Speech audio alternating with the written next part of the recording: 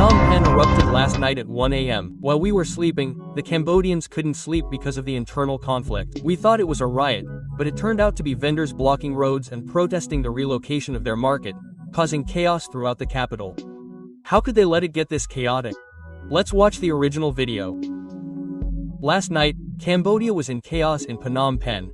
Vendors blocked roads for 4 hours to protest the relocation of their old market. The protests dispersed early this morning, but enforcement remains strict. The situation is tense. Let's start the day with the latest news from Phnom Penh, listeners. Last night, a massive protest occurred, paralyzing the Cambodian capital for a while. It's not a distant issue, but a matter of livelihood and failed management, leading vendors from the old market, or Damco Chat, as they call it, to take to the streets and protest the relocation of their business. I'll explain exactly what happened last night and how it escalated into a hot topic that the media on their side is reporting on. Before we delve into this tumultuous situation, it's important to understand that the Dermco cow market isn't just an ordinary fresh market. It's the largest wholesale center for fruits and vegetables in Phnom Penh, a vital artery sustaining the lives of the entire city. To give a clearer picture for Thais, it's like a Cambodian version of a Thai market. Hundreds, even thousands, of vendors depend on this market for their future, so a sudden relocation is no small matter. Let's start with the timeline of the chaos. The events began to unfold on the evening of January 17, 2026, around 1:10 p.m. Instead of resting, the city's residents were met with a massive protest by vendors and street vendors who normally sell their goods around the Dermco cow market. The peak of the protest was that they didn't just quietly protest within the market, they marched to block the road in front of the Phnom Penh City Hall. Imagine this.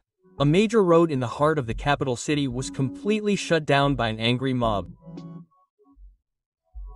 Traffic was completely paralyzed.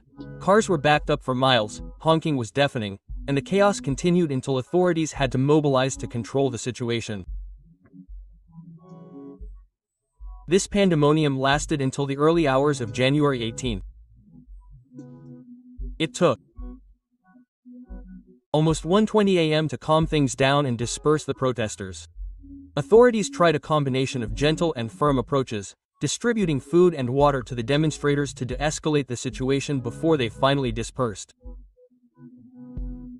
I want to emphasize that this information is based on official Cambodian reports and major local media outlets, not rumors from unknown sources. It's completely reliable.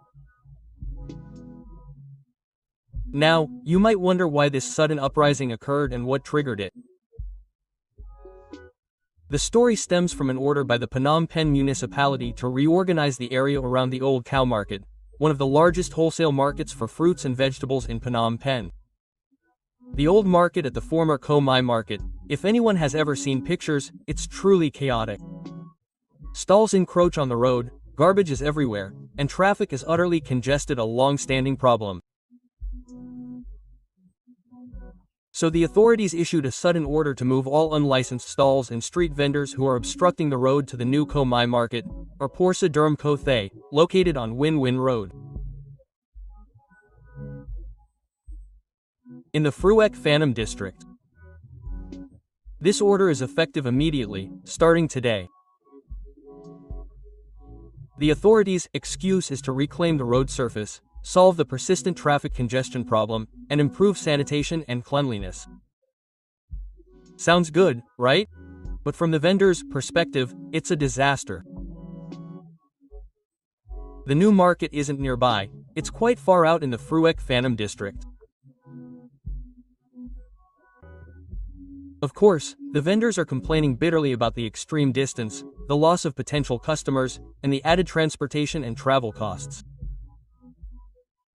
The situation escalated dramatically when the relocation orders were given without any consideration or consent, leading to the explosion of protests and road closures that we're seeing now. Local media reports that the distance from the old market to the new market provided by the authorities is over 15 kilometers. Imagine the enormous added cost for street vendors and stall owners. Traveling that far every day means losing their old customer base and having to start all over again. It's like having your limbs cut off while you're still alive. Let's look at the latest situation this morning, January 18. After last night's turmoil, what's the atmosphere like at the old market this morning? The latest reports say that the main building of the old market is still open for business as usual. Vendors with stalls inside the building are still selling, but the crucial point is on the roads and sidewalks. This morning, Cambodian officials are heavily deployed, strictly prohibiting any stalls from encroaching on the roads or sidewalks. They're cracking down on anyone who dares to set up a stall, and there will be trouble. As for the group of vendors, some of the vendors who were evicted are still grouping together, trying to negotiate with the authorities. However, it seems the municipality is serious about this measure and is proceeding without delay or leniency. They want the streets to be clear. We'll have to wait and see how long this drags on, or if they will ultimately have to surrender and move to a new location as ordered. Speaking of this, I can't help but think how pathetic it is that even a capital city like Phnom Penh has to deal with such basic organizational issues. Cambodia's internal management reflects many things. Problems have been neglected for so long that they've festered, and when they try to solve them, they resort to harsh, abrupt measures, resulting in this chaos. This is a pattern often seen in many developing countries. When aiming to beautify and modernize a city, the impact on the grassroots communities who have made their living in the area for a long time is often overlooked. Development that doesn't listen to the people, fails to negotiate and find common solutions, usually ends in conflict. Conflict and distress always exist. The point that's been widely shared on social media and has become a viral issue, which I want to elaborate on for you, is the video that went viral online last night. It shows a traffic jam stretching as far as the eye can see, with red taillights blazing across the road. This is mixed with images of vendors sitting in the middle of the night, blocking the road and shouting insults at officials. The people of Phnom Penh, who have nothing to do with it, are suffering the consequences of this failed administration. In the video, we can hear loud shouts of discontent interspersed with the constant blaring of horns. It reflects the anger and despair of those struggling to make ends meet, forced to relocate their livelihoods without any other option. It's a very depressing and heartbreaking image. I can only shake my head. Cambodia's internal management seems to be truly unresolved, especially regarding its internal systems and regulations. Compared to international standards, or even to Thailand, we probably have much better and more systematic management practices. Don't let this drag on until the locals are suffering like this. What are your thoughts on the capital being paralyzed because of this market relocation? How much does this reflect the failure of management on the other side? Please comment and share your feelings. I really want to know how you see this. To summarize, the protest blocking roads in Phnom Penh last night dispersed in the early morning. However, the market relocation measures are still being strictly enforced this morning. Anyone on the street is being rounded up. This chaos in the capital clearly reflects Cambodia's unresolved management problems. This drama about Cambodia's city reorganization is unlikely to end here. If there are any further developments or clashes, I will report them immediately.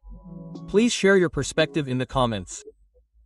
Finally, don't forget to subscribe and hit the bell icon to receive notifications when I post new news updates. See you in the next video.